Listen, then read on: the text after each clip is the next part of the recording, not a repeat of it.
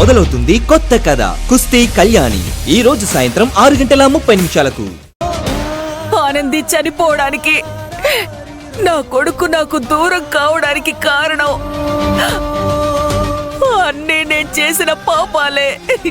ఆనందికి కూతురు పుట్టిందని చెప్పారు. మరి ఆ అమ్మాయి ఎక్కడుంది? ఏమోనమ్మా తెలీదు. ప్లీజ్ చెప్పండి అంటే. తులసి ఆ బిడ్డని ఏం చేసిందో నాకు తెలీదు మిత్ర. Sure. Okay. I'll call you later. మిత్ర ఇంకా రాదేంటి?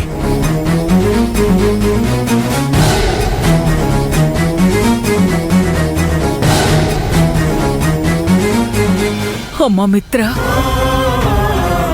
నాకు సాయం చేయగలవా? చెప్పండి. నా కొడుకు అశ్విన్ ఎక్కడున్నాడో కొంచెం వెతికి పెట్టగలవా?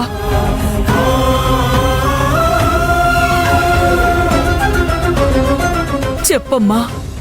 నువ్వు మహేష్ తలుచుకుంటే 2 రోజుల్లో వాణ్ణి నా ముందు నిలబెట్టగలరు.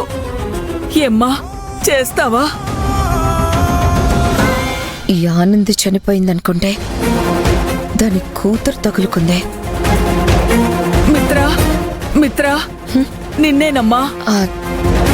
ఓకే ఆంటీ, కన్ఫర్మ్ గా అశ్విన్ని వెతికి పట్టుకుంటాను.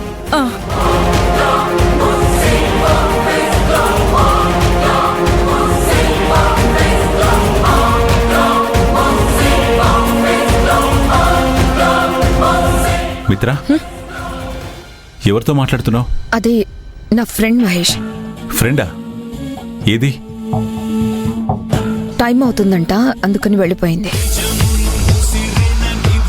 ఓకే పద.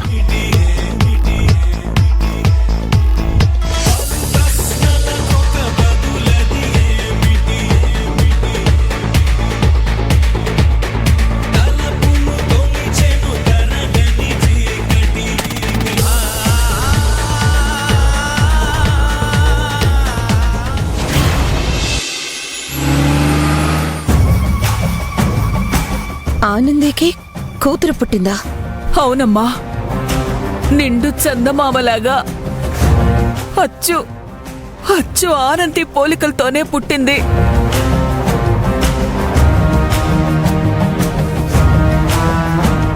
ఆనంది కూతురు అశ్విన్ని వెతుకుతూ దేశమంతా తిరుగుతుందా? వాట్ మిత్ర? నథింగ్.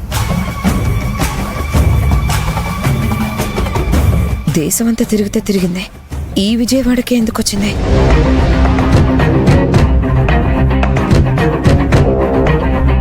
మిత్ర ఆవిడెవరు? ఎవరు? అదే ఇంతకు ముందు నీతో మాట్లాడారే ఆవిడ. నా ఫ్రెండ్ అని చెప్పాను కదా. ఎవరో పెద్దావిళ్ళ ఉన్నారే, ఆవిడ నీకు ఫ్రెండ్ ఏంటి? అబ్బబ్బా, ఇప్పుడేంటి? ఆవిడెవరో తెలియాలి అంతే కదా. ఆవిడ అశ్విన్ వాళ్ళ అమ్మగారు. వాట్? ఆవిడ అశ్విన్ వాళ్ళ అమ్మగారా? ఆవిడ లలిత ఆంటీయా? అలా చూస్తావేంటి మిత్ర, చెప్పు. ఆవిడ అశ్విన్ వాళ్ళ అమ్మగారా? అయ్యో, కంగారులో నిజం బయటకొచ్చేసిందే. కమాన్ మిత్ర, చెప్పు. ఏం చెప్పేది? ఆవిడ అశ్విన్ వాళ్ళ అమ్మగారులా ఉన్నారు, అందుకే పొరపాటున పలకరించాను అని పూర్తిగా చెప్పేదాకా నువ్వు ఆగితే కదా. అవునా? అలాగే ఉన్నారే.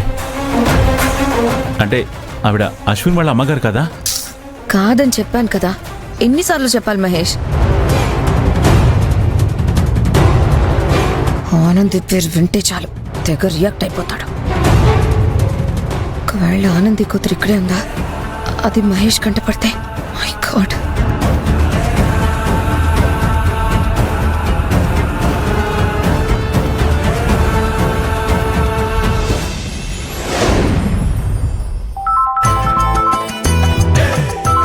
బా ఫోన్లో ఉందే, తెగ మోగుతోంది.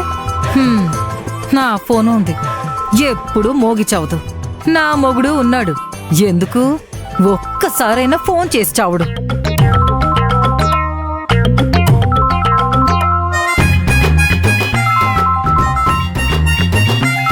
బావేమయ్యాడు?